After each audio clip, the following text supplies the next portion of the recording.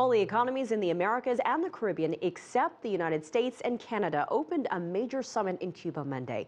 Top topics at CELAC, or the Community of Latin American and the Caribbean States, include poverty and politics out from behind the shadow of the U.S. And foreign ministers there are already making waves. CCTV's Michael Voss is live at the conference in Havana to explain. Michael. Elaine, it's been the Foreign Ministers' Day today, setting the agenda for their heads of state when that summit gets underway on Tuesday morning. One of the more contentious issues is the proposal to invite Puerto Rico to join CELAC.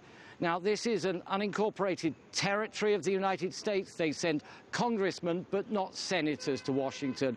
And were they to apply to join, there would most likely be a very strong reaction from the United States.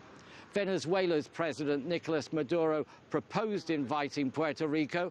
It has the backing of Cuba, but there's been some strong debates, with some countries far from happy at the idea. I can tell you that one of the most strongly debated topics has been over Puerto Rico and the issue of decolonialization. It is one of the subjects that provoked the most attention.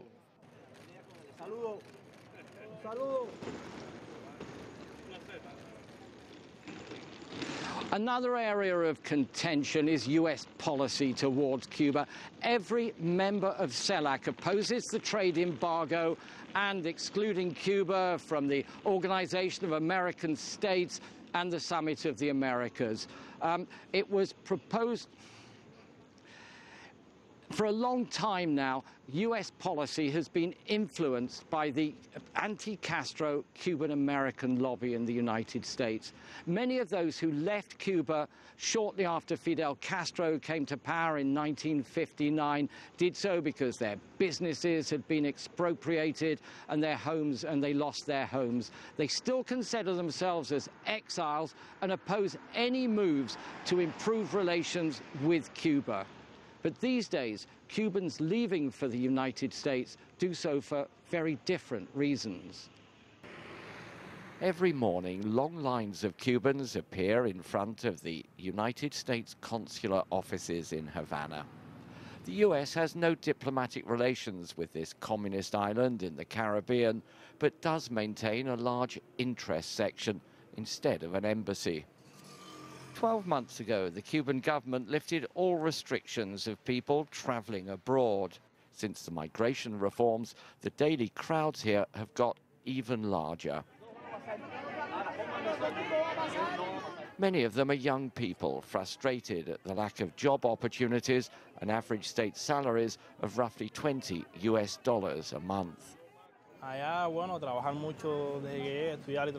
want to work hard and earn money to support my mother back here, this young construction worker Reynaldo told me. It's a dream shared by thousands of others across the region, from Mexico to Haiti or Guatemala.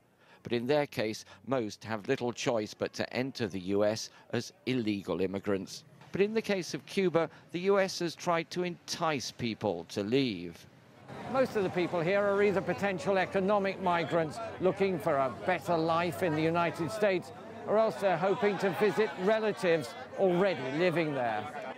Following the migration reforms, the U.S. issued more than 32,000 tourist and professional visas in 2013, double the number of the previous year. A further 24,000 Cubans received their immigration visas. Ronaldo will find out shortly if he's one of them. With the arrival of all these economic migrants in the United States, it is starting to change the balance of power within the Cuban-American grouping there. Elaine. All right, Michael Voss live in Havana. Thank you for that.